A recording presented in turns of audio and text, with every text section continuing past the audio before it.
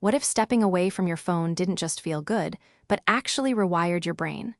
A 2023 study reveals the surprising paradox of digital detox: less anxiety, better sleep, and a peak in FOMO that challenges everything we thought we knew. In a 2023 study published in Computers in Human Behavior, researchers asked participants to do something almost unthinkable: abstain from all social media for an entire week. The results were striking, but not in the way one might expect. While participants reported less anxiety and better sleep, they also experienced a curious phenomenon: a heightened sense of fear of missing out that peaked around day 3. This paradox captures the central tension of our digital age. We know stepping away is good for us, yet the pullback is almost gravitational. The term digital detox has become a cultural buzzword, evoking images of silent retreats, but beneath the lifestyle marketing lies serious scientific inquiry.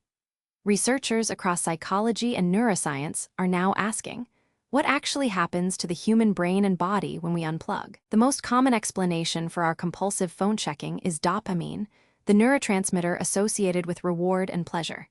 Each notification delivers a small dopamine hit, creating a feedback loop. But the reality is more complex, as Dr. Anna Lemke, a Stanford psychiatrist and author of Dopamine Nation, explains. She argues that constant availability of high dopamine stimuli, social media, video games, streaming, creates chronic overstimulation that leaves us depleted. Digital detox works not by removing dopamine, but by allowing the brain's reward pathways to reset. However, a 2020 meta-analysis found that dopamine responses are highly individual. People with high impulsivity or low self-esteem show stronger reactions, suggesting the addiction model may be oversimplified. For most, heavy phone use is a habit, not an addiction, but habits can still be harmful. Neuroimaging studies are illuminating what happens during digital detox. A 2021 fMRI study had participants abstain from social media for 72 hours and found increased connectivity in the default mode network, brain regions linked to introspection, daydreaming, and self-reflection. The DMN is usually suppressed during focused tasks, but during detox, it becomes more active, allowing the brain to process autobiographical memories and integrate experiences. This aligns with earlier Harvard research showing a wandering mind is often unhappy, but adds a crucial nuance. It's the quality of wandering that matters. During digital detox, the DMN produces coherent, narrative-based thinking, unlike the fragmented attention from scrolling. This suggests unplugging isn't just about removing distractions. It's about giving the brain space to make sense of itself. While mental health gets the spotlight, physiological effects are equally well documented. A 2019 study tracked adolescents over 2 weeks, measuring screen time and salivary cortisol, a stress hormone. Each additional hour of daily screen use was linked to a 5% increase in cortisol.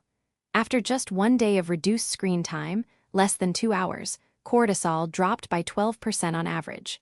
Sleep is another domain with robust evidence. Blue light suppresses melatonin, but a 2022 systematic review found that even with blue light blocking glasses, cognitive arousal from engaging content impairs sleep quality more than the light itself. The review concluded that a digital sunset, abstaining from screens for at least 60 minutes before bed, improved sleep onset by 15 minutes and increased slow-wave sleep by 8%. Dr. Russell Foster, a circadian neuroscientist at Oxford, has studied light's effects on the brain for decades. He notes that the problem isn't just screens themselves, but the timing of their use. Our circadian system evolved under the assumption that darkness follows sunset, but artificial light disrupts this ancient rhythm. Screen use at night tricks the brain into thinking it's still daytime, delaying melatonin release and shifting sleep cycles. This disruption doesn't just affect sleep. It influences mood, metabolism, and immune function. The science suggests that digital detox isn't merely a wellness trend. It's a realignment with biological imperatives.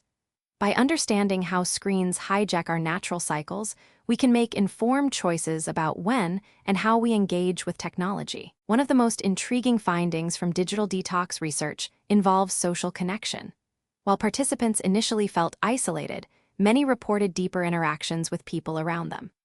A 2022 study in the Journal of Social and Personal Relationships found that after a week offline, participants had more meaningful conversations and reported feeling more connected to close friends and family.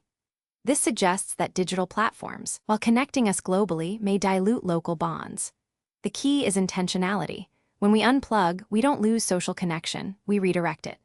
The brain's social reward system, which fires during online interactions, also responds to face-to-face contact, but with richer emotional cues.